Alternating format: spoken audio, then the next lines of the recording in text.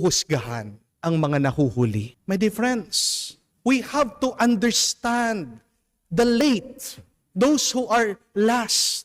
Unawain mo, bakit ba sila nahuhuli? May dahilan. Bakit nahuli sila? Kamukha po ng mga pantas.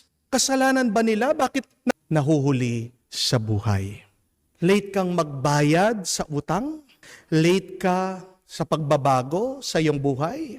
Late ka ba sa pagpapakita ng pagmamahal sa iyong pamilya? Late ka ba sa pagbibigay ng magandang buhay sa iyong pamilya? O baka late ka sa pagpapatawad sa mga taong nakasakit sa iyo?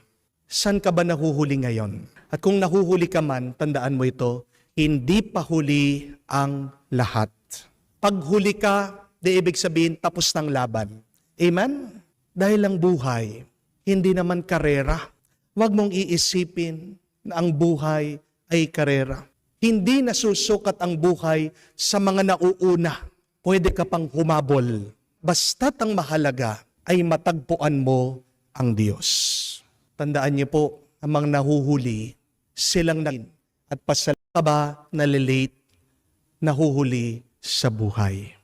Late kang magbayad sa utang? Late ka sa pagbabago sa iyong buhay? Late ka ba sa pagpapakita ng pagmamahal sa iyong pamilya? Late ka ba sa pagbibigay ng magandang buhay sa iyong pamilya? O baka late ka sa pagpapatawad sa mga taong nakasakit sa iyo?